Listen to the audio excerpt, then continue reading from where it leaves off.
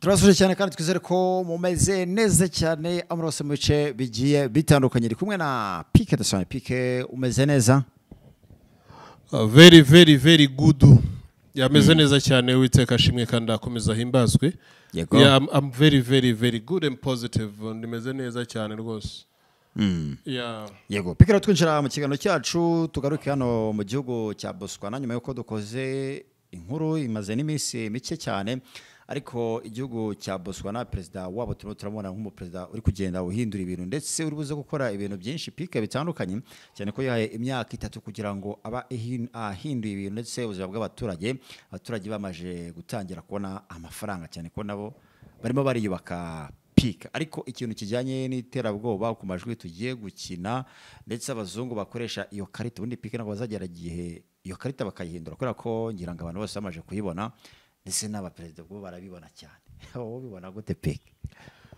Ubundi icyo navuga kuri munota president buri hari abaperezida bamwe nemera kandi bari kugenda baza rwose mu myumvire yanjye cyane. President Gideon Duma Boko yitwa Gedeon numwe mu bantu ba mbere ndimo ndakunda cyane kubera ko hari ukunda abantu arimo arakitakura hakaho ku rurimi ari gukuraga ukurima akabwira ati mwitereka rya mwicare mbabwire niba ari ikintu cyambere marakora numva agende kwishimira president Duma Gideon arimo afite imyaka 55 by the way ariko yogosha nk'abasore arikifata nk'abasore no umuntu abashiye kwibikira umubiri we neza aracyari umusore noneho no umuntu ufite capacity byo bita thinking capacity ibitekerezo bihambaye ku buryo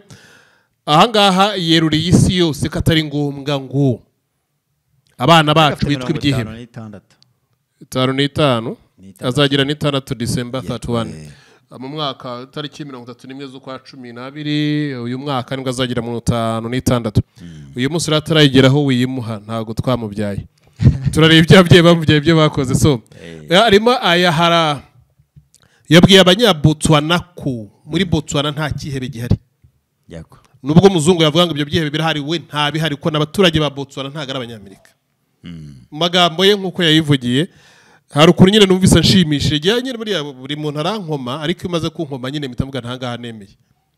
ariko magambo yivugiye president Gideon Duma Boko ni president w'igihugu cya Botswana akaba yaranakoze imirimo myinshi utagira ngo ni n'umuntu woroshye yego yayoboye opposition leader yabaye umuyobozi mukuru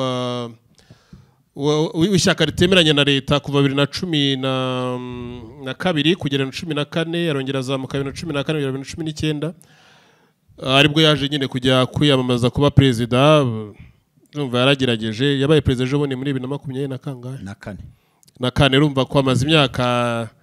kuva 2012 arimo ari gushaka change kubera ishyaka ryabo ryaraniraga iyo bita Umbrella for Democratic Change no mutaka ugomba guhindura imyumvire ya kidemokarasi niyo bita the Umbrella for Democratic Change umutaka ugomba guhindura imyumvire ya kidemokarasi kubera ko twaje gusanga demokarasi tugendera muri rimwe na rimwe ntago ari yacu ni y'abazungu nawe ari cyo kintu yakomeje kuvuga ati bishoboka bite ko twe twemera ko abana bacu bitwa ibyihebe nabandi bantu miryango mpuzamahanga reka twumve magambo ye nkuko yavuze ke nibiraza ko tworohera cyane kubera ko hari ukuntu yavuze.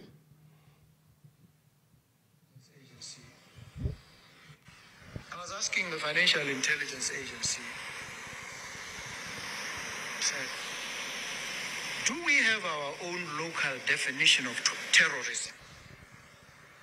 Or we rely on the known international understanding? So no, we rely on that one. So, do we have our own terrorist organizations or we rely on those that have been identified under these frameworks? So no, we rely on that. Yagize ati nakomeje kugenda mbaza abantu bashinzwe ikintu twa financial abashinzwe ubukungu mu butasi bw'igihugu arabaza ngo twebwe twaba tugira ibyihebe byacu cyangwa tuzakomeza kugendera ku mazina y'abantu biswe ibyihebe bakitwa niyo miryango iri hejuru cyane iyo hejuru nyine y'abanyamerika n'indi miryango bakagenda bemeza ko abantu bose ari ibyihebe natwe tukagendera kuri iyo nyito ko abantu ari ibyihebe koko. Ese bajya kubita ibye bashigiye kuki twe tugomba kubyemera nkabo uko bemera ko babana ari ibye kuki natwe tugomba kubyemera nkabo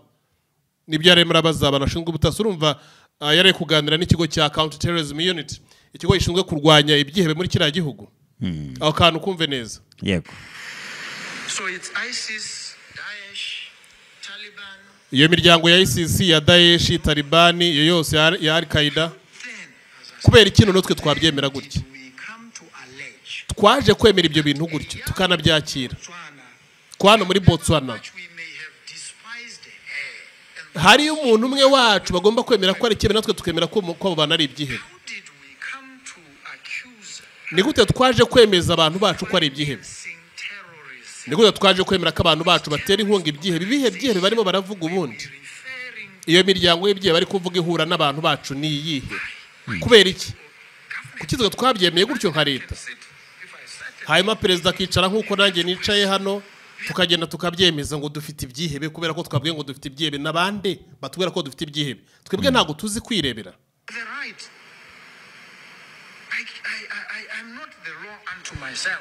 ibyo bwanjye ntabwo ndi itegeko ku giti cyanjye ntabwo ngira ngo nange amategeko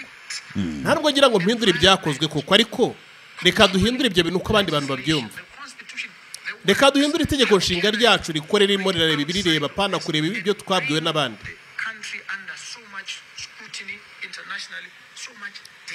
kubera iki ibihugu byacu tubishyira mu bibazo bikomeye kubera ko turi kugendera ku miryango mpuzamahanga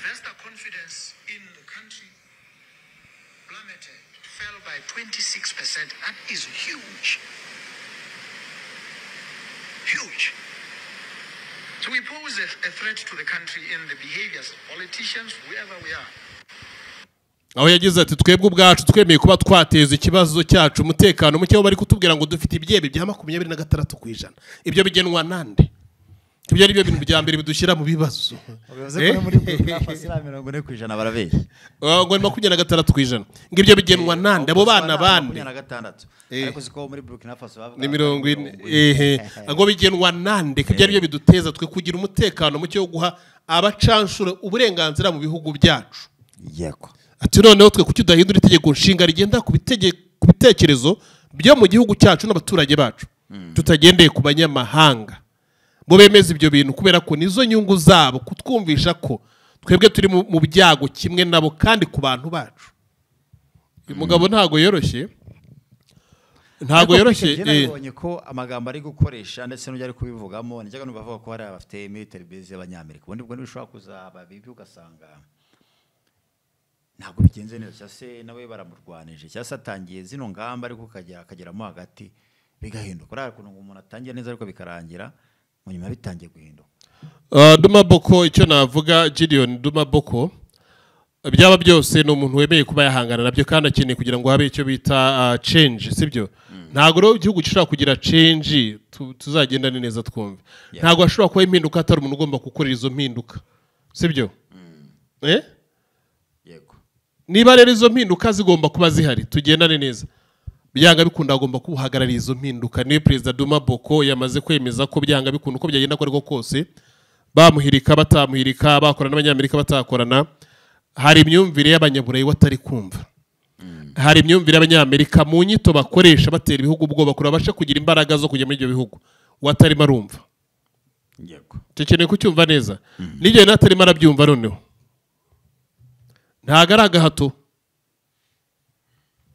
ntago ari agahato niko bimeze ariko ntago ari agahato yashize witwa Julius Marema ariko bati bura Burkina na Botswana bafite military base bashaka kudutera nka South Africa byahita biborohera cyane icyo gihe urakibuka aho tuvugana gutya ariko iyo military base barimo bari babwiye Amerika igomba kwihagarika military base yabo igomba guhagarara nta mpamvu yo kurangikomeza ibihari barihagaritse baragira ngo ihagarare ntago irafungwa burundu ariko igomba kuba shut down igomba guhagarara yose military bases zose ndetse n'udusabo branch twabo turi muri Botswana tugomba guhagarara mu itegeko rya Perezida Duma Boko cyaba ari ikintu gikomeye amasezerano akaba ashobora kuzongera kuvugururwa nyuma ariko uyu munsi byose bigomba guhagarara